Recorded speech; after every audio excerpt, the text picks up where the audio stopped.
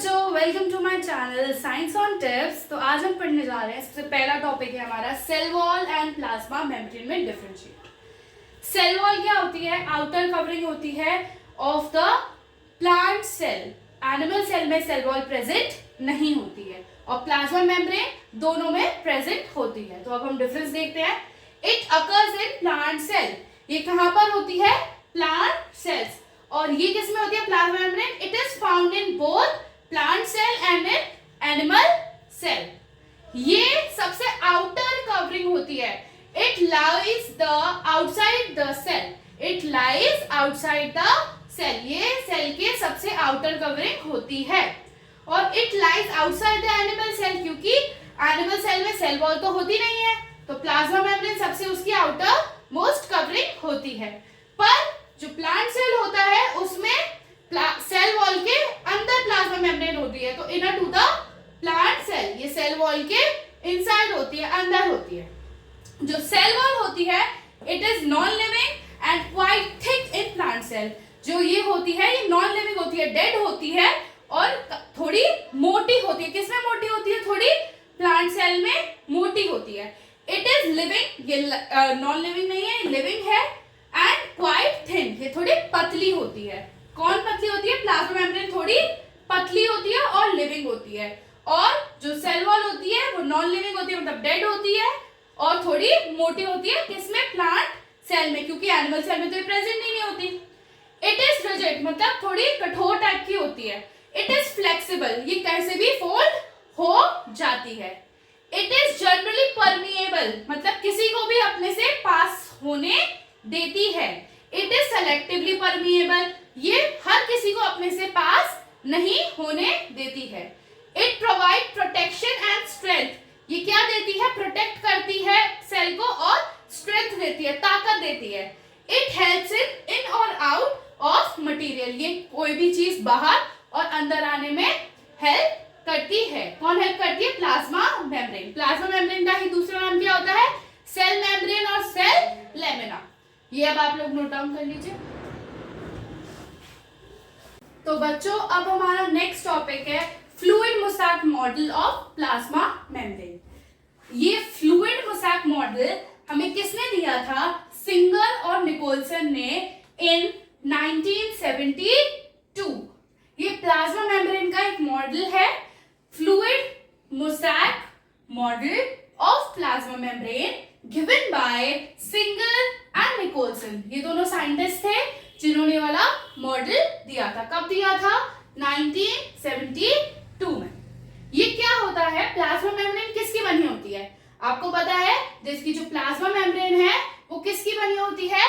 Lipid और protein की। किसकी बनी होती है? लिपिड और प्रोटीन। और प्रोटीन भी कैसा लेयर्ड होता है? Bilayered. Lipid and protein, lipid bilayered. It consist of, किससे कंसिस्ट होती है? क्या होता है उसमें? Protein layer. एक तो प्रोटीन की लेयर होती है, sandwich between two layer of lipid. किसके? दो लेयर्स, जैसे ऊपर भी लिपिड, नीचे भी लिपिड और बीच में क्या होगा? आपका प्रोटीन। ये और ये क्या होता है? लिपिड और ये क्या हो गया आपका? प्रोटीन।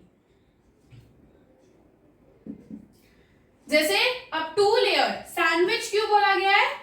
जैसे आप सैंडविच बनाते हैं, ब्रेड पहले रखते हैं, फिर वेजीज डालते हैं, फिर ऊपर फिर ब्रेड रख देते हैं, तो एक सैंडविच फॉर्म हो जाता है। इसलिए इसको क्या बोला गया है? सैंडविच बोला गया है। कि दो लेयर्स तो किसकी है? लिपिड की है और एक लेयर किसकी है? आपकी प्रोटीन की है। जो इसकी थिकनेस होती है, मतलब ये कितना मोटा होगा, ये कितना होता है? 75 एंगस्ट्रॉम। ए से क्या स्टैंड करता है? एंगस्ट्रॉम। थिक होगा मतलब मोटा होगा। और प्लाज्मा मेम्ब्रेन कैसी होती है? फ्लेक्सिबल होती है, लचीली होती है। वो कैसे भी फोल्ड या इनफोल्डेड या कैसे भी अपनी तरीके का शेप ले लेती है। तो ये क्या होती है? फ्लेक्सिबल होती है। फ्लूइड मोज़ैक मॉडल किसका होता है? प्लाज्मा मेम्ब्रेन का। कौन से साइंटिस्ट ने दिया था? सिंगर और निकोलसन। कब दिया था? 1972। प्लाज्मा मेम्ब्रेन किसकी बनी होती है? Lipid and protein. और इसको क्या बोला जाता है? सैंडविच मॉडल भी बोला जाता है। ये 75 एंगस्ट्रॉम मोटी होती है और ये काफी फ्लेक्सिबल होती है। आप इसको नोट डाउन करिए, फिर हम इसका डायग्राम देखते हैं कि डायग्राम कैसा होता है। अब हम पढ़ रहे हैं फ्लूइड मुसैक मॉडल का डायग्राम। जो साइंटिस्ट ने आपका डिस्कवर किया था, सिंगर एंड ओल्सन ने फ्लूइड मुसैक मॉडल जिसने डिस्कवर किया था, उन्होंने एक स्टेटमेंट बोली थी। उन्होंने क्या ऑब्जर्व किया था कि अ नंबर ऑफ प्रोटीन, किसके? प्रोटीन के आइसबर्ग क्या होते हैं? बड़े बड़े ब्लॉक ऑफ आइस, जैसे ओशंस में जिस पर जैसे टाइटैनिक आइसबर्ग से जब टकराई थी तब टूट के नीचे डूबी थी, वही आइसबर्ग जो बड़े बड़े ओशंस या सीज में आइसबर्ग्स होते हैं, वो वाले आइसबर्ग की तरह प्रोटीन के आइसबर्ग फ्लोटिंग इन द सी। किसके सी में? लिपिड के सी में। जो प्रोटीन है, नंबर ऑफ प्रोटीन मतलब कुछ number of protein, iceberg, protein के iceberg floating in the sea of lipid के। अब मैं आपको एक और चीज बताऊं कि जो लिपिड होता है, लिपिड के भी अलग अलग टाइप्स होते हैं। तो जो प्लाज्मा मेम्ब्रेन में लिपिड है, वो आपका लिपिड है फॉस्फोलिपिड। कौन सा लिपिड है? फॉस्फोलिपिड। ये आप नाम याद रखिएगा। कौन सा लिपिड है? फॉस्फोलिपिड। ये इंपॉर्टेंट है कि जो लिपिड है वो कौन सा लिपिड है? जो इसमें प्लाज्मा मेम्ब्रेन बनती है, जो बाइलेयर्ड होता है। कैसा होता है? बाइलेयर्ड होता है। वो कौन सा लिपिड है? फॉस्फोलिपिड। अब जैसे ये कैसे सैंडविच फॉर्म करते हैं मैं आपको बताती हूँ। जैसे इसमें जो लिपिड है, ये आपका डायग्राम है फॉस्फोलिपिड का। ये क्या होता है? ये जो इसका मॉलिक्यूल लगा हुआ है, ये किसका लगा हुआ है? फॉस्फोरस का। और ये क्या है? लिपिड्स है। अब ये जो दो स्ट्रैंड्स हैं, ये जो दो पेयर निकले हुए हैं, और ये क्या है? ये जो मॉलिक्यूल है ऊपर, ये है फॉस्फोरस का। अब ये जो ऊपर वाला होता है, ये क्या होता है? हाइड्रोफिलिक।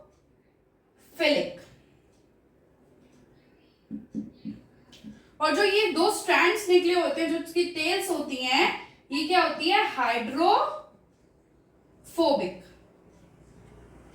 अब हाइड्रो से आपको क्या समझ में आ रहा है? वाटर। क्या होता है? वाटर। और फोबिक, जैसे हर किसी को किसी ना किसी का फोबिया होता है। किसी को हाइट का फोबिया होता है, किसी को पानी का फोबिया होता है, किसी को पहाड़ों का फोबिया होता है। तो फोबिक मतलब क्या होता है? हेटर, डर लगता है। जब किसी चीज से डर लगेगा तो उसको हेट ही करेंगे ना। तो जो ये दो टेल्स होती है ना, ये जो टेल्स होती हैं, ये हाइड्रोफोबिक होती हैं, मतलब ये डरती है पानी से। और जो फॉस्फोरस होता है, जो ऊपर एटम लगा हुआ, मॉलिक्यूल लगा हुआ होता है, वो फॉस्फोरस का, वो होता है हाइड्रोफिलिक। हाइड्रो का मतलब तो वाटर ही हो गया, और फिलिक मतलब क्या हो गया? उसका लवर, कि जो पानी है उसको वो बहुत पसंद करता है। और जो हाइड्रोफोबिक क्या हो गया? हेटर। तो ऐसे कुछ इसमें इसका स्ट्रक्चर बनता है। किसका? लिपिड बाइलेयर का। ये क्या, किसका स्ट्रक्चर है? ये लिपिड का स्ट्रक्चर है फॉस्फोलिपिड का। ये किसका स्ट्रक्चर है? ये ऊपर क्या है? फॉस्फोरस, और नीचे ये जो टेल्स हैं, इससे क्या फॉर्म हो रहा है? लिपिड। मैं आपको फ्लूइड मोज़ेक मॉडल का डायग्राम बताती हूँ। बच्चों, अब हम डायग्राम बनाते हैं। ये मैंने आपको अभी बताया कि ये क्या होता है? आपका फॉस्फोलिपिड। हम ऐसे एक लेयर बना लेते हैं फॉस्फोलिपिड की। किसकी? फॉस्फोलिपिड की।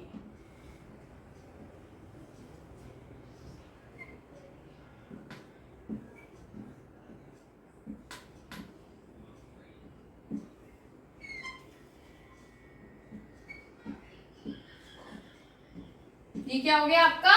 फॉस्फोलिपिड। ये आपकी होगी फर्स्ट लेयर। कौन सी लेयर हो गई आपकी? First layer. पर लिपिड तो बाय लेयर होती है, तो क्या होगा? ऐसे सेकेंड लेयर इन्वर्टेड इसी के नीचे लगी हुई होगी। कैसी लगी हुई होगी? इन्वर्टेड लगी हुई होगी।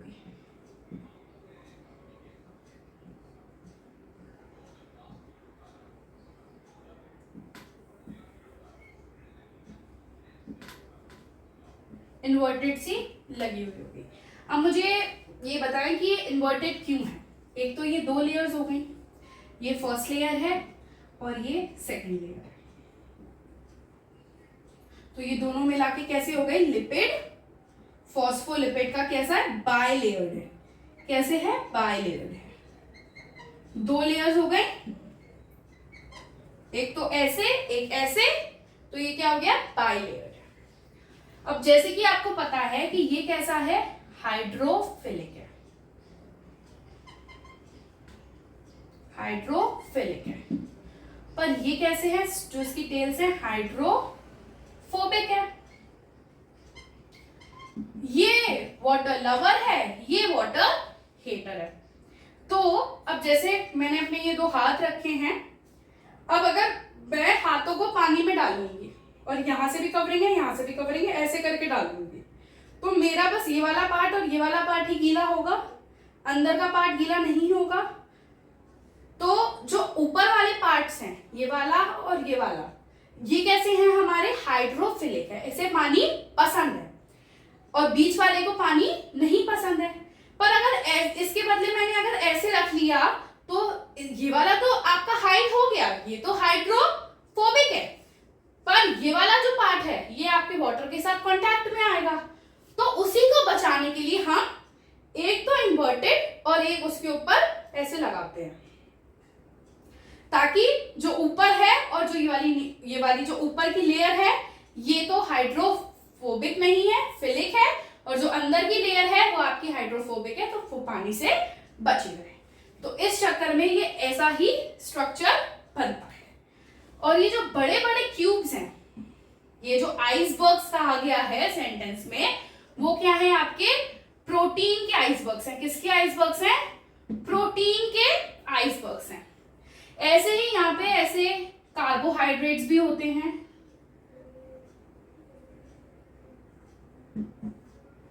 कुछ ग्लाइकोलीन भी होते हैं, और कुछ ऐसे कार्बोहाइड्रेट्स भी होते हैं, ऐसे प्रोटीन के आइसबर्ग्स भी होते हैं। ऐसे ही करके ये ऐसे स्ट्रेट फॉर्म में नहीं होती, ऐसे ही ऐसे राउंड फॉर्म में होती है, क्योंकि कवर होगा ना वो सेल के हर जगह ये कवर होगी ना, तो वो ऐसे ही होता है, ऐसे पूरे में कवर होती है, राउंड फॉर्म में होती है। ये तो मैंने आपके लिए स्ट्रेट बनाई है, पर ये पूरी ऐसे राउंड फॉर्म में होती है। ये आपकी पूरी ऐसे राउंड फॉर्म में सेल को कवर करी होती है, और इसी में बीच में थोड़ी थोड़ी स्पेस होती है, क्योंकि हमारी जो सेल वॉल होती है वो सेलेक्टिवली परमिएबल होती है, तो वो कुछ चीज अंदर और बाहर जाने में भी उसको अलाउ करती है। तो ये आपका फ्लूइड मोसैक मॉडल का प्रॉपर डायग्राम है। आप इसे बना लीजिए, फिर हम आपसे अब नेक्स्ट टॉपिक में।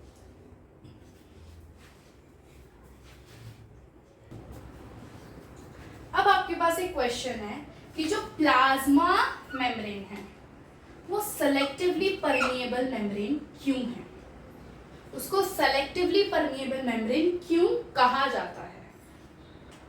Because it regulate the movement of substance in and out the cell, कि वो जो काम करती है वो रेगुलेट करती है the movement of the substance, कि जौन सा भी सब्सटेंस अंदर आना है या कोई भी सब्सटेंस बाहर जाना है, उसको वो एक जैसे वॉचमैन की तरह नोटिस करती है। अब आप जैसे कि एक एग्जांपल ले लीजिए कि जैसे आप अपना घर में रहते हैं, अब हर कोई रोड पे चलता तो इंसान आपके घर के अंदर एंटर नहीं हो सकता है।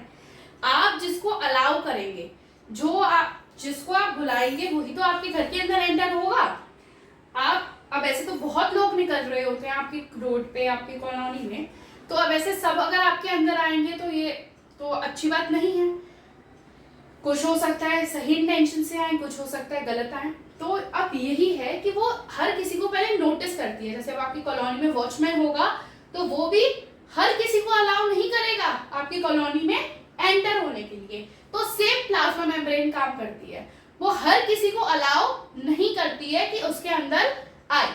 वो पहले उसको रेगुलेट करेगी, पूरा उसको इंस्पेक्शन करेगी उसका कि वो क्या है, कैसा है, किसके लिए आ रहा है, तब वो उसको अलाउ करेगी। बट अगर उसका वो यूज नहीं होगा तो फिर वो उसको वो एंट्री नहीं देगी। इट मींस, इसका क्या मतलब है कि जो प्लाज्मा मेम्ब्रेन है वो अलाउ करती है the entry of some substances, only some substances, कुछ ही सब्सटेंसेस को वो अपने अंदर आने देती है। और प्रिवेंट का मतलब क्या होता है, बचाती है द मूवमेंट, किसके मूवमेंट से, ऑफ सम अदर मटेरियल, कि कोई सा भी फालतू मटेरियल सेल के अंदर नहीं एंटर हो जाए। इसलिए उसको बोला जाता है सेलेक्टिवली, सेलेक्ट करती है, वो सेलेक्ट करती है, पर्टिकुलर चीज को सेलेक्ट करती है कि क्या अंदर आना चाहिए, क्या बाहर आना चाहिए।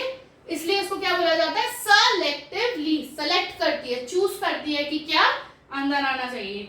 ओनली सम सब्सटेंसेस, कुछ ही सब्सटेंसेस को वो आने देती है, बल्कि बाकियों को क्या करती है, प्रिवेंट। प्रिवेंट मतलब क्या होता है, बचाना, the movement of some other material, कुछ और अदर जो मटेरियल होते हैं उसको उससे प्रिवेंट करती है, बचाती है, ताकि वो अंदर एंटर ना हो, और कुछ ही सब्सटेंसेस को अंदर एंटर अलाउ करती है।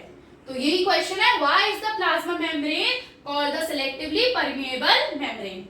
ये इंपॉर्टेंट क्वेश्चन है, इसमें 2-3 स्टार मार्क कर लीजिए, ये आपके एग्जाम्स में आ ही सकता है।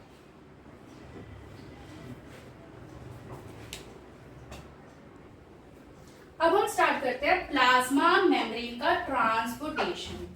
ट्रांसपोर्टेशन क्या होता है, ट्रांसपोर्टेशन की ट्रांसपोर्ट करना, एक from one place to another, कहां से, एक जगह से, from one place to another, एक जगह से दूसरी जगह जाना।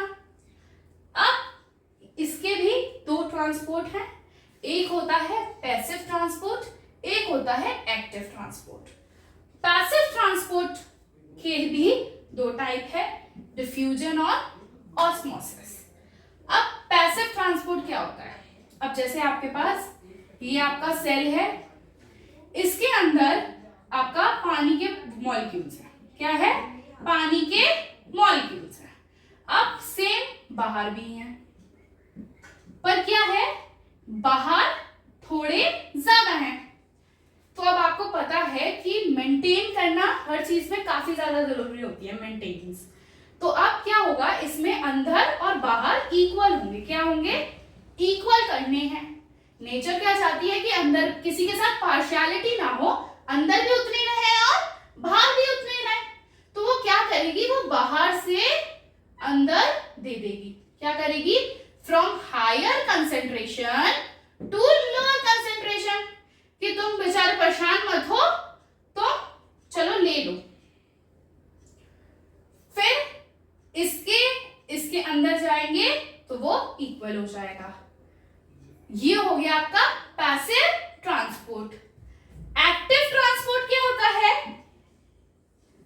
जैसे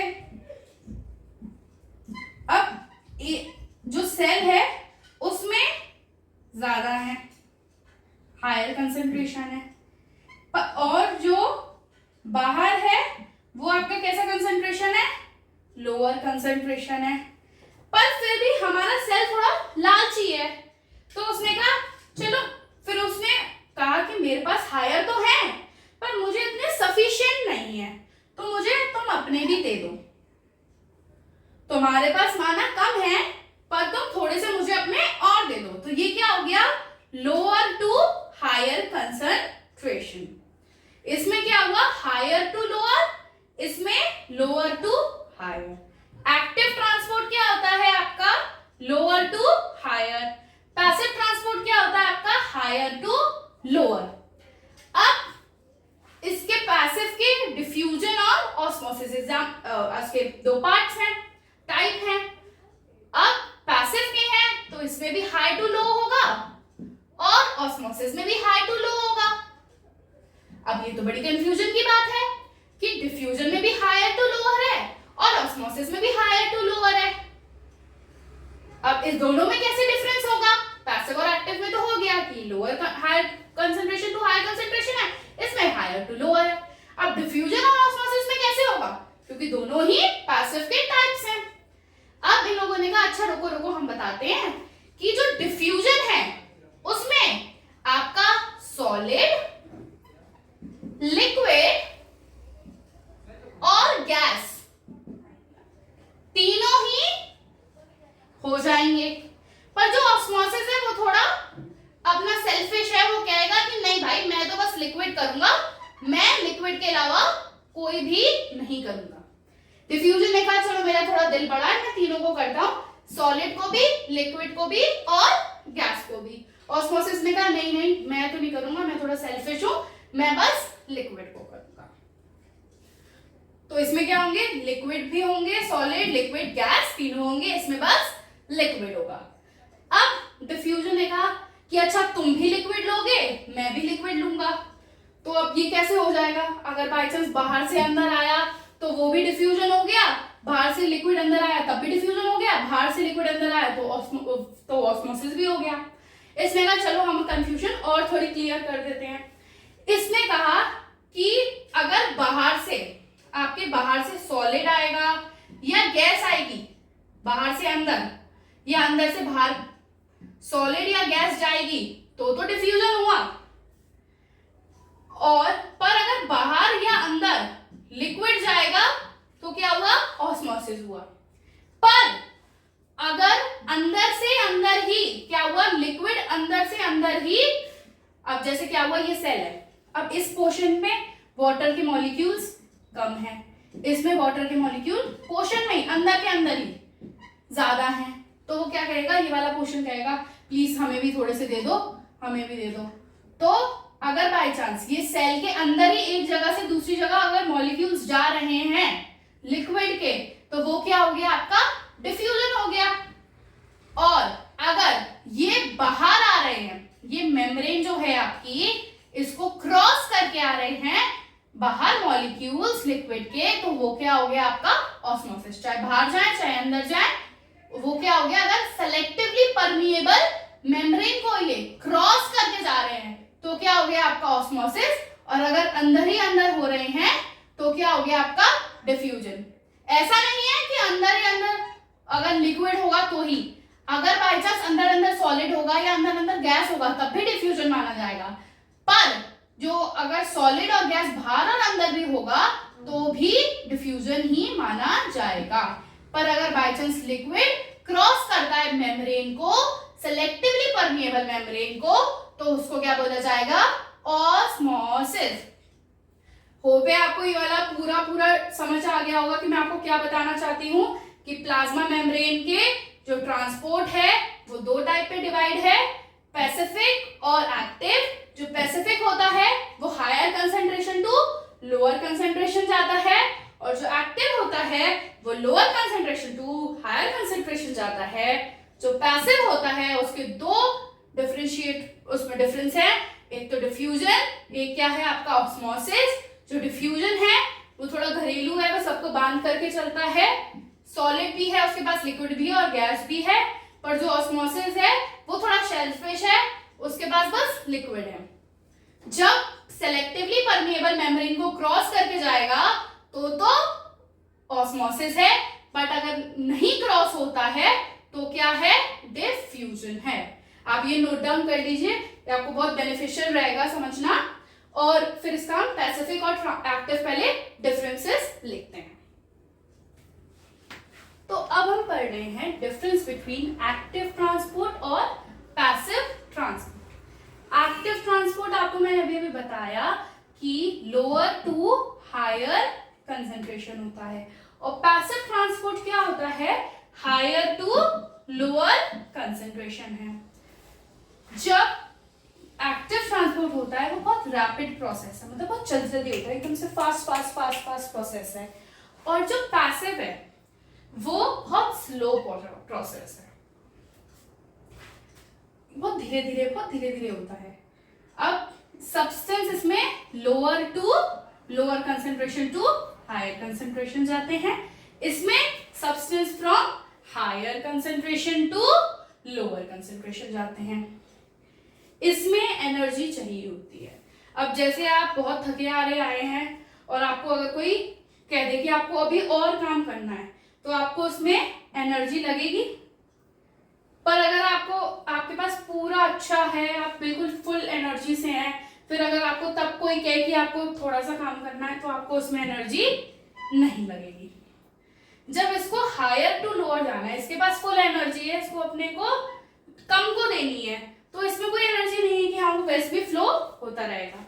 बट जब लोअर टू हायर जा रहा है, इसमें कम ऑलरेडी है बट इसको इसकी बढ़ानी है, तो इसको इसमें एनर्जी एफर्ट्स डालने पड़ेंगे। इसमें अब एनर्जी जब लगी रही है तो लार्ज मॉलिक्यूल्स भी चले जाएंगे। बट अब क्या होता है, जैसे एनर्जी नहीं लगेगी, अब जैसे एक कंपनी का बॉस होता है तो वो अपने कलीग से इतना काम कराता है कि वो कोई भी काम कर सकते हैं जब एनर्जी रिक्वायर्ड है। पर वो उससे लो पोस्ट पे है, वो अपने हायर वाले को काम करके देते हैं। बट अगर कलीग कोई अपनी प्रेजेंटेशन या अगर कोई अपना कुछ बता रहा होता है तो उसको क्या, वो तो अपना फटाफट से प्रेजेंटेशन देकर चले जाएगा। पर एक बॉस में एक अलग ही एटीट्यूड होता है, उसको स्मॉल मॉलिक्यूल्स में ही वो करेगा कि मैं बड़े मॉलिक्यूल्स में करूंगा और वाटर मॉलिक्यूल्स नहीं करूंगा। और ये भी बहुत मुश्किल से ट्रांसपोर्ट करता है, ट्रांसपोर्ट पैसिवली, मतलब ये भी बहुत मुश्किल से करेगा। पर अब क्या करे, कलीग बेचारा उससे नीची पोस्ट पे है तो वो लार्ज मॉलिक्यूल्स भी करेगा, एनर्जी भी देगा और फास्ट प्रोसेस भी करेगा। पर क्या है, पैसिव वाला बॉस है, वो काम भी स्लो करेगा, एनर्जी भी नहीं देगा और स्मॉल मॉलिक्यूल्स और वाटर मॉलिक्यूल्स ही करेगा। उसकी एक लिमिट है कि मैं बस इतना ही करूंगा। ये लोअर टू हायर जा रहा है, लोअर पोस्ट मींस आपका जो कलीग है और बॉस का हायर पोस्ट है, और हायर टू लोअर क्या हो गया कि ये आपका बॉस है और ये आपका कलीग है। ठीक है, तो ये क्या हो गया, जो कलीग्स होते हैं वो अपने परफॉर्मेंस बेटर करवाने के लिए जल्दी जल्दी काम करेंगे, बॉस की तो परफॉर्मेंस ऑलरेडी बेटर है तो वो स्लो काम करता है। तो यही है आपका कॉन्सेप्ट एक्टिव ट्रांसपोर्ट और पैसिव ट्रांसपोर्ट का। ये आपके 4 डिफरेंसेस हैं, इनको आप लिख लीजिए। फिर आपको अब डिफ्यूजन और ऑस्मोसिस में मैं आपको डिफरेंस बताती हूँ कि क्या होता है बेसिकली, और डायग्राम के थ्रू एक्सप्लेन भी करते हैं। तो अब हम पढ़ने जा रहे हैं डिफ्यूजन। क्या होता है डिफ्यूजन? एक तो किसका पार्ट है आपका, पैसिव ट्रांसपोर्ट का। किसका पार्ट है आपका, पैसिव ट्रांसपोर्ट का। तो पैसिव ट्रांसपोर्ट क्या होता है, हायर टू लोअर कंसेंट्रेशन में मूव करता है। ठीक है, the solvent movement of the solute ion, solute भी मूव कर सकते हैं, आयंस भी मूव कर सकते हैं फ्रॉम किससे, higher concentration to lower concentration. ये सॉलिड, लिक्विड, गैस तीनों को higher concentration to lower concentration में मूव करेगा। CO2 माने carbon dioxide, O2 means oxygen, move across the cell membrane. Cell membrane के इधर उधर भी मूव करती है। अब आपको एक डायग्राम के थ्रू बताती हूँ, बड़ा थोड़ा। जैसे अब आपके यहाँ पे एक जगह ग्लूकोज के मॉलिक्यूल थोड़े कम हैं और उसी सेम सेल के एक तरफ ग्लूकोज के मॉलिक्यूल थोड़े ज्यादा है। मतलब एक तरफ हायर कंसेंट्रेशन है और दूसरी तरफ लोअर कंसेंट्रेशन है। तो ये वाली लोअर कंसेंट्रेशन में ये कहेगा हायर वाला, चलो मैं तुम्हें थोड़ा सा दे देता हूं। तो जो सेल के अंदर मूवमेंट हुई, चाहे वो सॉलिड की हो, चाहे वो लिक्विड की हो, चाहे वो गैस की हो, उसे भी हम क्या बोलेंगे, डिफ्यूजन। इसे हम ऑस्मोसिस नहीं बोलेंगे, इसे क्या बोलेंगे हम, डिफ्यूजन। और वैसे ही अगर जैसे यहाँ पे ऑक्सीजन है, ऑक्सीजन के मॉलिक्यूल्स हैं अंदर और बाहर भी ऑक्सीजन के मॉलिक्यूल्स हैं। अब अंदर की कंसेंट्रेशन लो है, बाहर की हाई है, तो ये बाहर से अंदर जाएगा, हायर टू लोअर जाएगा, और इसमें क्या हुआ, सेलेक्टिवली सेल मेम्ब्रेन जो इसकी है वो इसने क्रॉस करी।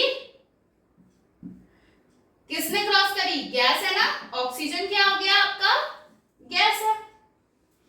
अब सेम आपका जैसे यहाँ पे गैस का मूवमेंट हो रहा है, सॉलिड का मूवमेंट हो रहा है, वैसे ही अगर आपका जैसे अब सेल के अंदर अगर हमारा बाई चांस लिक्विड का मूवमेंट होगा, जैसे यहाँ पे ये वाटर मॉलिक्यूल्स मान लो, ये वाटर मॉलिक्यूल्स है एक जगह, और एक जगह आपका ऊपर लो कंसंट्रेशन में वाटर मॉलिक्यूल है और नीचे हाई कंसंट्रेशन में वाटर मॉलिक्यूल है।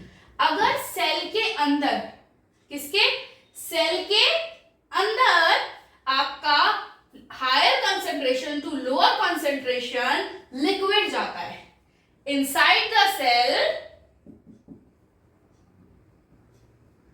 लिक्विड मूव्स, क्या करेगा, लिक्विड मूव करता है higher to lower inside the cell, मतलब उसको कोई सेल मेम्ब्रेन क्रॉस नहीं करनी है, तो उसे क्या बोलेंगे हम, डिफ्यूजन। क्या बोलेंगे हम, डिफ्यूजन। सेल के अंदर ही जब लिक्विड एक जगह से दूसरी जगह higher concentration to lower concentration move करेगा सेल के अंदर without crossing the cell membrane, तो उसे क्या बोलेंगे हम, डिफ्यूजन। बट अगर बाई चांस वो सॉलिड या गैस में सेल मेम्ब्रेन भी क्रॉस कर लेता है, तब भी उसे क्या बोलेंगे हम, डिफ्यूजन। आपको डिफ्यूजन आपको अच्छे से समझ में आ गया होगा, आप इसको नोट डाउन करिए। अब हम पढ़ने वाले हैं ऑस्मोसिस। ऑस्मोसिस को ही क्या बोला जाता है, डिफ्यूजन ऑफ सॉल्वेंट। सॉल्वेंट मतलब लिक्विड। डिफ्यूजन क्यों बोला जाए, क्योंकि सेम प्रोसेस हो रहा है, higher concentration to lower concentration, diffusion of solvent. Solvent means liquid. The movement of solvent या water. Solvent और water क्यों बोला गया है, क्योंकि इसमें बस liquid की ही movement होती है, from higher concentration to lower concentration. इसमें जो एक main important line है वो अगर आपने नहीं लिखी तो उसकी osmosis की definition नहीं मानी जाएगी। वो क्या है, थ्रू सेलेक्टिवली परमिएबल मेम्ब्रेन। क्या लाइन है, मोस्ट इंपॉर्टेंट। अगर आपने ये स्टेटमेंट नहीं डाली, ये लाइन नहीं डाली, तो वो ऑस्मोसिस की डेफिनेशन नहीं होगी, वो आपकी डिफ्यूजन की डेफिनेशन बन जाएगी। Through a selectively permeable membrane. Selectively permeable membrane कौन सी होती है, प्लाज्मा मेम्ब्रेन। ठीक है। ऑस्मोसिस क्या होता है, आपका मूवमेंट, जैसे ये आपका सेल है, लिक्विड या तो अंदर आना, जैसे बाहर का कंसंट्रेशन लो है, अंदर का हाई है, तो ये लो से हाई की तरफ अंदर आएगा, तो ये जो मेम्ब्रेन है ये क्रॉस करेगा। इस मेम्ब्रेन को क्रॉस करने के लिए ही क्या हो गया, सेलेक्टिवली परमिएबल मेम्ब्रेन, ये लिक्विड को अंदर आने देगी, तो इसको क्या बोलते हैं, लो। जब हायर टू लोअर जाएगा, अंदर हायर है बाहर लोअर है, तो अंदर से जब बाहर जाएगा तो उसको क्या बोलेंगे, osmosis, through this selectively permeable membrane. और ये जो सेलेक्टिवली परमिएबल मेम्ब्रेन क्या होती है आपकी, सेल मेम्ब्रेन। ऐसा नहीं है कि बस अंदर ही जाएगा, बाहर, अंदर भी जा सकता है और बाहर भी जा सकता है। अब अंदर और बाहर जाने के लिए अलग अलग स्पेसिफिक नाम है। ऑस्मोसिस दो टाइप के होते हैं, एक होता है एंडो ऑस्मोसिस, एक होता है आपका एक्सो ऑस्मोसिस। एंडो मतलब in, inside, inside the cell, into the cell. Exo, exo माने क्या हो गया, आपकी एग्जिट। क्या हो गया, exit. Endo, en, in, inside. Exo मतलब आउटसाइड, एग्जिट, तो ये क्या हो गया, आउटसाइड द सेल। और एंडोऑस्मोसिस क्या हो गया, इनसाइड द सेल। एंडोऑस्मोसिस में क्या होता है, movement of the solvent into the cell. Exosmosis में क्या होता है? Movement of the solvent outside the cell. First line यही रहेगी, movement of solvent inside the cell, movement of solvent outside the cell. तो ये क्या हुआ आपका? ऑस्मोसिस. ऑस्मोसिस को क्या बोला जाता है? Diffusion of solvent. Same diffusion भी हायर टू लोअर कंसेंट्रेशन में रहेगा, ऑस्मोसिस भी higher to concentration to lower concentration रहेगा. बट जो ऑस्मोसिस है उसमें जो ये इंपॉर्टेंट पॉइंट है, through a selectively permeable membrane. ये आप सभी को याद रखना है, ये मोस्ट इंपॉर्टेंट है और ये आपका इंपॉर्टेंट क्वेश्चन है. ये मोस्टली एग्जाम्स में पूछा जाता है. किस लिए पूछा जाता है? Because of this selectively permeable membrane. आप इसे नोट डाउन कर लीजिए.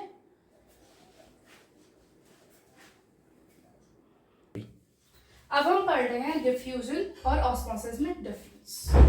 आपको पता ही है कि डिफ्यूजन एनी मीडियम में हो जाएगा, सॉलिड लिक्विड गैस कैसे भी मीडियम हो, और जो ये ऑस्मोसिस है वो बस लिक्विड मीडियम में ही होगा. मतलब आसपास का जो मीडियम है, मींस जो उसका आसपास का एरिया है वो कैसा हो, ये कोई सा भी हो जाएगा, ये बस लिक्विड होना चाहिए. इसमें जो मॉलिक्यूल्स होंगे वो जो मूव करेंगे वो सॉलिड, लिक्विड या गैस होनी चाहिए. और इसमें जो मॉलिक्यूल मूव करेंगे solvent molecules only. Solvent means liquid molecules only. कैसे? जो लिक्विड होंगे बस वही मूव करेंगे. Liquid means water. इसमें सेमी परमिएबल मेम्ब्रेन नहीं चाहिए होती है, इसमें सेमी परमिएबल मेम्ब्रेन चाहिए होती है. Through a semi permeable membrane. ये मेन है. इसमें क्या चाहिए होता है आपको? Semi permeable membrane. और ये क्या होती है? सेमी परमिएबल इसमें नहीं रिक्वायर्ड होती है, ये हर किसी को पास होने देती है. ये सेमी परमिएबल चाहिए होता है, ये हर किसी को रिक्वायर मतलब नहीं पास होने दे सकती है. ये 3 डिफरेंसेस इसमें इनफ हैं. आप इसको नोट डाउन कर लीजिए. जा रहे हैं सॉल्यूशंस के बारे में कि किस किस टाइप के सॉल्यूशंस होते हैं. पहला है हाइपरटोनिक सॉल्यूशन, दूसरा है हाइपोटोनिक सॉल्यूशन और तीसरा है आइसोटोनिक सॉल्यूशन. अब हाइपरटोनिक, हाइपोटोनिक और आइसोटोनिक क्या होता है? ये एक टाइप के सॉल्यूशंस होते हैं जिसके अंदर हम अपना सेल या कोई सा भी सॉल्यूट डालते हैं. जैसे सबसे पहले हम पढ़ते हैं हाइपरटोनिक सॉल्यूशन, जिसमें जो लेस सॉल्वेंट है, मतलब सॉल्वेंट मींस जो हमारा लिक्विड है वो कम है और जो सॉल्वेंट है वो क्या है? ज्यादा है. जैसे अब हम किशमिश का एग्जांपल लेते हैं. किशमिश को हम सॉल्वेंट में डालते हैं जिसका कंसंट्रेशन कम है. क्या है? कंसंट्रेशन कम है. और किशमिश का कंसंट्रेशन ज्यादा है. जैसे ये सोल्यूशन है आप, और ये आप किशमिश समझ लीजिए. जो किशमिश है इसका कंसंट्रेशन ज्यादा है और जो हमारा सॉल्यूट सॉल्वेंट है उसका कंसंट्रेशन एज कंपेयर टू किशमिश कम है. तो अब क्या होता है? आपको पता है कि हायर कंसंट्रेशन से लोअर कंसंट्रेशन की तरफ जाता है, हायर टू लोअर. ठीक है, तो हायर टू लोअर जब जाएगा, अब ये आपको पता है इसके अंदर भी लिक्विड है, लिक्विड जा रहा है, इसके अंदर भी ये भी लिक्विड है, सॉल्यूट में भी लिक्विड है, सॉल्वेंट में भी लिक्विड है. तो पहले तो क्या चीज हो गई? इसमें ऑस्मोसिस होगी. अंदर से बाहर जा रहा है, सेमी परमिएबल को क्रॉस करके जा रहा है. बाहर मींस एक्सो, बाहर जाएगा. तो इसमें कैसी ऑस्मोसिस हो रही है? एक्सो ऑस्मोसिस हो रही है. अब इतनी सी कोई चीज है, अब इससे बाहर और निकलेगी तो ये और कम होती जाएगी और कम होती जाएगी. इतनी सी कोई चीज है, अब इसमें से बाहर और निकली तो वो और छोटी हो गई, बाहर और निकली और छोटी हो गई, फिर और बाहर निकलेगा और छोटा हो गया, फिर ये क्या हो जाएगा? एकदम से श्रिंक हो जाएगा. क्या हो जाएगा? श्रिंक हो जाएगा. कोई भी चीज जब बाहर निकलती जाती है तो उसको क्या होता जाएगा? वो श्रिंक होता जाएगा. ये क्या है आपका? Hypertonic solution. जब अंदर की जब सॉल्यूट की कंसंट्रेशन हाई हो एज कंपेयर टू सॉल्वेंट की कंसंट्रेशन से, तो उसको क्या बोलते हैं? Hyper tonic solution. अब ऐसे होता है हाइपोटोनिक, जिसमें जो सॉल्यूट होता है, सॉल्वेंट होता है, वो ज्यादा होता है। सेम एग्जांपल ले लीजिए, जैसे अब रात में आप किशमिश भिगोते हैं कि हम सुबह उठ के खाएंगे, तो क्या होता है, जैसे आपका ये हो गया हाइपोटोनिक सोल्यूशन। अब किशमिश में लो कंसंट्रेशन है, इधर हाई है, तो क्या होता है, पानी किशमिश के अंदर चला जाएगा, तो वो क्या होगा, बाहर से अंदर जाना है, सेमी परमिएबल मेम्ब्रेन को क्रॉस कर कर बाहर से अंदर, तो ऑस्मोसिस हुआ। अब बाहर से अंदर मतलब इनटू हो रहा है, इनटू द सेल। इसमें क्या हो रहा था, आउटसाइड द सेल, बाहर जा रहे थे, आउटसाइड में एक्सो, एग्जिट। अब इसमें हो रहा है इनटू, एंडो, अंदर आ रहा है, हायर टू लोअर अंदर आ रहा है, तो क्या होगी, एंडो ऑस्मोसिस। अब इतनी सी कोई चीज है, इसके अंदर और डालेंगे वो इतनी बड़ी हो जाएगी, और डालेंगे वो और बड़ी होती जाएगी, तो ये क्या हो गई, फूल गई, मोटी हो गई, स्वेल अप। क्या हो गया, स्वेल अप। अब ये क्या हो गया आपका हाइपोटोनिक सोल्यूशन, जो बाहर जाता है उसको क्या बोलते हैं, हाइपरटोनिक। आइसोटोनिक की किसी से कोई मतलब नहीं, बाहर भी उतनी कंसंट्रेशन है, अंदर भी उतनी ही कंसंट्रेशन है, सेम नंबर ऑफ कंसंट्रेशन क्या है, सेम है, तो ना बाहर से अंदर जाएगा ना अंदर से बाहर, क्योंकि मूवमेंट कब होता है, सॉल्वेंट या सोल्यूट का मूवमेंट कब होता है, जब कंसंट्रेशन में डिफरेंस हो। जब कंसंट्रेशन में डिफरेंस ही नहीं है तो क्यों होगी मूवमेंट, तो इसलिए जब सेम कंसंट्रेशन है, same equal number of solute and equal number of solvent, तो आपकी कोई मूवमेंट नहीं होगी, तो उस सॉल्यूशन को क्या बोला जाता है, आइसोटोनिक सॉल्यूशन। इसको आप नोट डाउन कर लीजिए।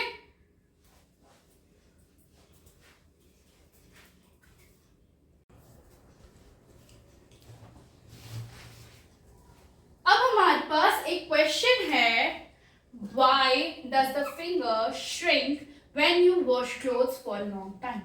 आप लोगों ने देखा होगा, आपकी जब मम्मियां हाथ मतलब बहुत देर तक पानी में हाथ डाले रहती हैं या काफी देर तक कपड़े धोती हैं, तो यहाँ पर ऐसे रिंकल्स टाइप्स आ जाते हैं, काफी श्रिंक सी हो जाती हैं हमारी उंगलियां, वाइट सी हो जाती हैं। तो ऐसा क्यों होता है, या आपने भी नोटिस किया होगा, जब आपका हाथ काफी टाइम पानी में रहता है या आप कुछ काम कर रहे होते हैं पानी में, तो आपकी जो फिंगर्स होती हैं वो काफी श्रिंक सी हो जाती हैं। ऐसा क्यों होता है, क्योंकि जो हमारा सोप सोल्यूशन है, जब हम कपड़े धोते हैं तो हमारा सोप सोल्यूशन है, या हम बर्तन धोते हैं या कुछ भी काम करते हैं, हमारा जो सोप सोल्यूशन होता है उसका concentration is very high, very concentration होता है, तो हाइपोटोनिक सोल्यूशन होगा। हाइपोटोनिक क्या होता है, जब बाहर, हाइपरटोनिक क्या होता है, जब बाहर कम हो और अंदर पानी ज्यादा हो। हमारी बॉडी में भी पानी होता है, तो क्या होता है, जो हमारे हाथों का मॉइस्चर, क्या हमारे हाथों का पानी बाहर निकल आता है, so water moves out from your finger cells by osmosis. किसके थ्रू आएगा, बाहर, ऑस्मोसिस। अब बाहर आ रहा है, क्या आ रहा है, बाहर आ रहा है, जो सोप का कंसंट्रेशन है उससे हमारी जो बॉडी का कंसंट्रेशन है वो क्या हो रहा है, बाहर आ रहा है।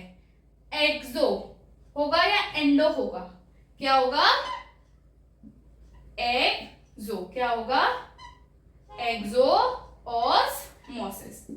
और एक्सो ऑस्मोसिस में क्या होता है, एक्सो ऑस्मोसिस में आपकी जो फिंगर्स होती हैं, जब बाहर निकलेगा तो क्या हो जाएगा, श्रिंक हो जाएगा। क्या हो जाएगा, जब बाहर कोई चीज निकलती है, जैसे जब किशमिश से पानी बाहर निकलेगा तो किशमिश पिचक जाती है, वैसे ही एग्जॉस्ट होगा तो क्या होगा, श्रिंक हो जाएंगे। आपके फिंगर्स में झुर्रियां पड़ जाती हैं इधर और वो श्रिंक हो जाती हैं।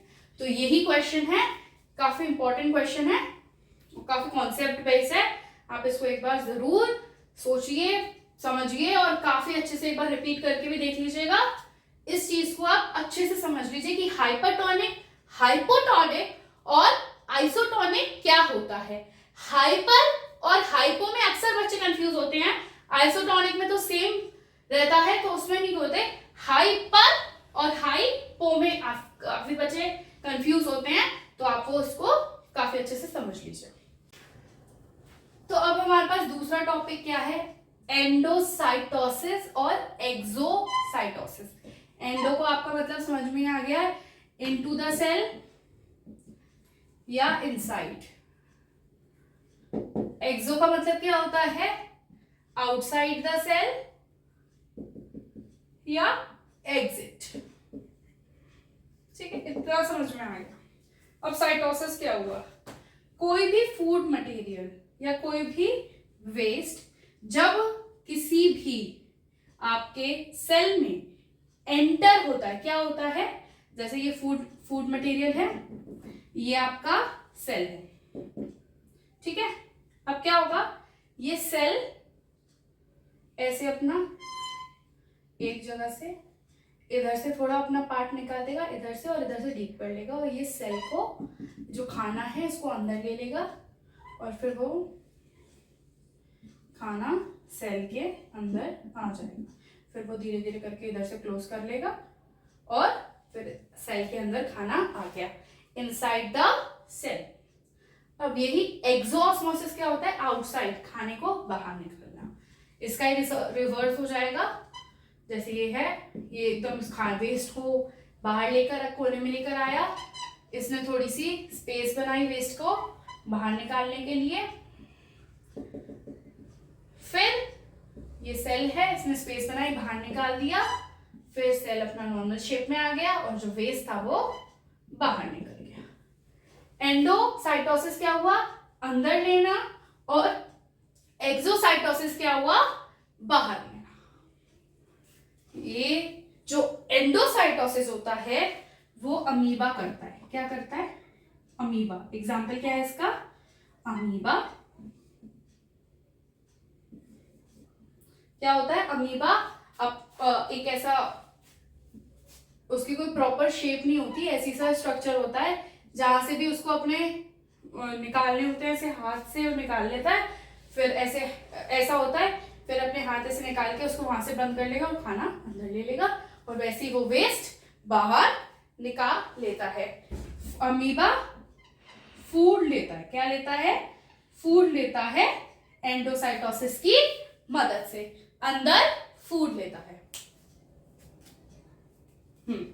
तो अब आप इसको नोट डाउन कर लीजिए, फिर हम आपसे मिलते हैं। नेक्स्ट टॉपिक क्या है, प्लाज्मोलिसिस। प्लाज्मो, पी से स्टार्ट हो रहा है। प्लाज्मो मीन्स प्रोटोप्लाज्म का कुछ काम है। प्लाज्मो, पी से ही क्या स्टैंड करता है, प्लांट सेल। तो ये बस और बस किस में होता है, प्लांट सेल में। किस में होता है, प्लांट सेल में। अब देखते हैं क्या होता है, श्रिंकेज ऑफ प्रोटोप्लाज्म। प्रोटोप्लाज्म क्या होता है, living content of the cell. Living content means जैसे आपका सेल मेम्ब्रेन, न्यूक्लियस और साइटोप्लाज्म, ये आपके क्या है, living content of the cell है। सेल वॉल आपका डेड पार्ट है और रिजिड पार्ट है, तो वो नहीं होता है, ठीक है। प्रोटोप्लाज्म का सिंकेज मीन्स सेल वॉल को छोड़कर आपके अंदर का जितना भी कंटेंट है उसका सिकुड़ जाना, श्रिंक हो जाना, away from the cell wall. Cell wall से दूर हटके सिकुड़ के साइड में हो जाना। When placed in the hypertonic solution, किसमें होगा, हाइपरटोनिक सॉल्यूशन में। किसमें होगा, हाइपरटोनिक सॉल्यूशन। जब बाहर की कंसंट्रेशन लो होगी और अंदर की कंसंट्रेशन हाई होगी, तो अंदर से बाहर जब मूवमेंट होगा तो श्रिंकेज हो जाएगी। किसमें होगा, हाइपरटोनिक सॉल्यूशन में। अब सेल वॉल जैसे कि बस प्लांट सेल में प्रेजेंट होती है, एनिमल सेल में प्रेजेंट नहीं होती है, तो ये बस किस में ऑब्जर्व होता है, प्लांट सेल में ऑब्जर्व होता है। प्लाज्मोलिसिस क्या होता है, हाइपरटोनिक सॉल्यूशन में वाटर बाहर आ जाएगा और श्रिंकेज हो जाएगी। अब मैं आपको इसको एक डायग्राम के थ्रू एक्सप्लेन करती हूं कि ये होता क्या है।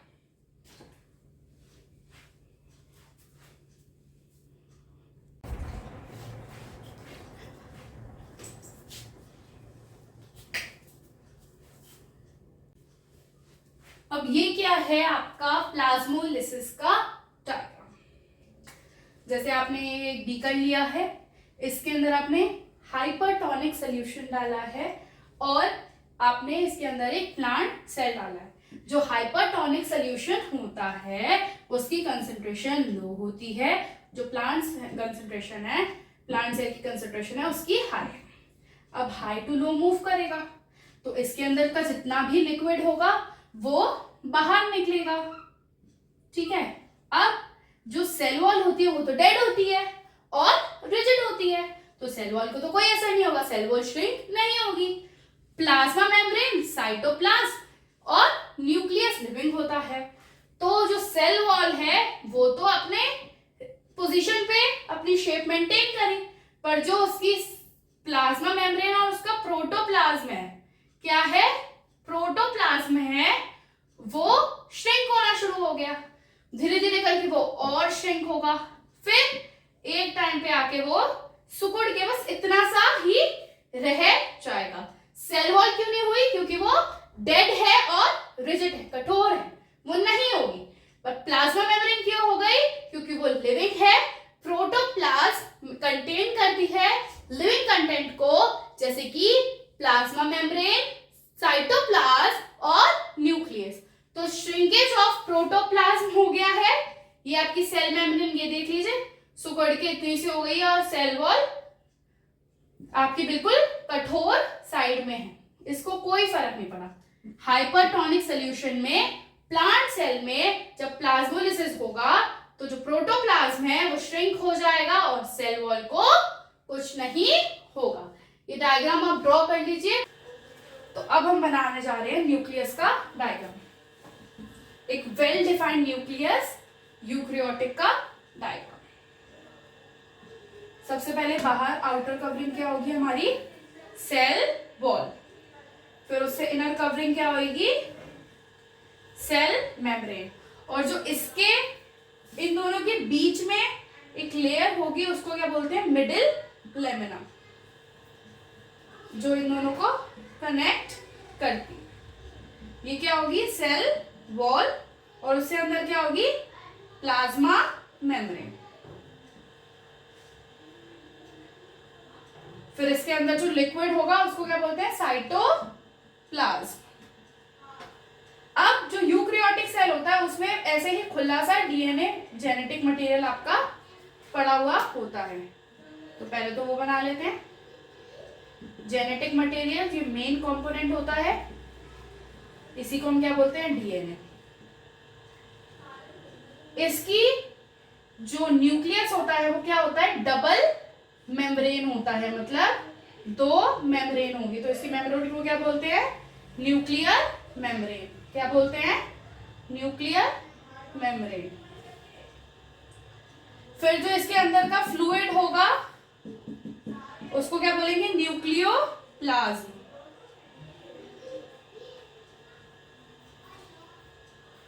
और इसमें पोर्स होते हैं जो अंदर और बाहर आने में चीजों को हेल्प करते हैं, उस पोर्स को बोलते हैं हम न्यूक्लियोपोर।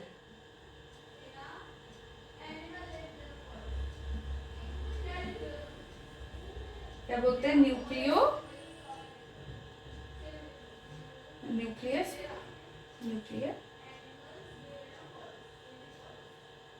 Nuclear pore. और जब ये चारों चीजें मिल जाती हैं तो इसको क्या बोलते हैं हम? एक वेल डिफाइंड न्यूक्लियस। जब न्यूक्लियस की ये वाली वॉल नहीं होती है और प्रोकैरियोटिक में ये ऐसे ही खुला पड़ा हुआ होता है, तो इस खुले वाले को क्या बोलते हैं? न्यूक्लियोलस। क्या बोलते हैं? न्यूक्लियोलस। जो ये अंदर का जेनेटिक मटेरियल होता है, जो डीएनए होता है, इसी को क्या बोलते हैं? Nucleolus without the membrane. तो ये हमारा एक वेल डिफाइंड न्यूक्लियस है और इसके आसपास सब कुछ पड़ा रहता है, आपका सारे सेल ऑर्गेनल, राइबोसोम्स, सब कुछ। और जैसे जो न्यूक्लियोलस होता है उसके आसपास राइबोसोम्स भी प्रेजेंट होते हैं, क्योंकि जो न्यूक्लियस होता है वो अटैच्ड होता है हमारे एक सेल ऑर्गेनल ईआर से। ईआर दो टाइप का होता है आपका, रफ ईआर और स्मूथ ईआर। जो रफ ईआर होता है उसमें राइबोसोम्स अटैच होते हैं, जो कि क्या हेल्प करते हैं, राइबोसोम्स सिंथेसिस ऑफ प्रोटीन। तो जो ये न्यूक्लियस होता है ये भी थोड़ा हेल्प लेता है इसकी, राइबोसोम्स। तो ये आपका एक वेल डिफाइंड न्यूक्लियस का डायग्राम है, उसको आप ड्रॉ कर लीजिए। अब हम पढ़ने जा रहे हैं न्यूक्लियस और न्यूक्लियोलस के बीच का डिफरेंस है। जो न्यूक्लियस होता है it represents the whole eukaryotic cell, क्योंकि यूकैरियोटिक और प्रोकैरियोटिक में क्या डिफरेंस होता है कि जो प्रोकैरियोटिक होता है उसमें वेल डिफाइंड न्यूक्लियस नहीं होता है, और जो यूकैरियोटिक होता है उसमें वेल डिफाइंड न्यूक्लियस होता है। तो ये यूकैरियोटिक सेल को कौन रिप्रेजेंट करेगा, nucleus, that contain genetic information, जिसके अंदर क्या होगी, उसकी जेनेटिक इंफॉर्मेशन होगी, डीएनए होगा। It is a component of nucleus, जो न्यूक्लियस का ही एक कंपोनेंट है nucleolus. It covered by a to membrane envelope. जो न्यूक्लियस होता है वो डबल लेयर मेम्ब्रेन होता है, तो वो क्या होता है, membrane envelope, two membrane envelope से कवर होता है, और ये कवर नहीं होता, it does not have a covering membrane. जो न्यूक्लियोलस होता है वो कंट्रोल करता है the structure and the working of cell, क्योंकि जो न्यूक्लियोलस होता है वो हेडक्वार्टर ऑफ द सेल होता है, वो ही कंट्रोल करता है कि सेल में क्या कौन सा फंक्शन करेगा। और जो न्यूक्लियोलस होता है इट सिंथेसाइज राइबोसोम्स सब यूनिट्स, जो राइबोसोम्स की सब यूनिट्स होती है उसको काम करवाता है। ये क्या होता है, जो यूकैरियोटिक सेल होता है वो उसमें वेल डिफाइंड न्यूक्लियस होता है, इसलिए वो रिप्रेजेंट करता है होल यूकैरियोटिक को, और उसके अंदर जेनेटिक इंफॉर्मेशन किसके फॉर्म में होती है, डीएनए या जीन की फॉर्म में। किसके फॉर्म में, डीएनए या फिर जीन की फॉर्म में।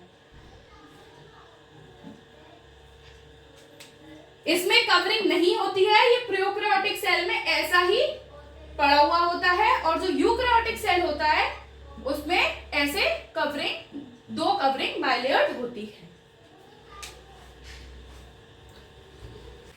ये आपके दो होमवर्क क्वेश्चंस हैं और इंपॉर्टेंट क्वेश्चंस भी हैं, डबल स्टार इसमें मार्क कर लीजिए।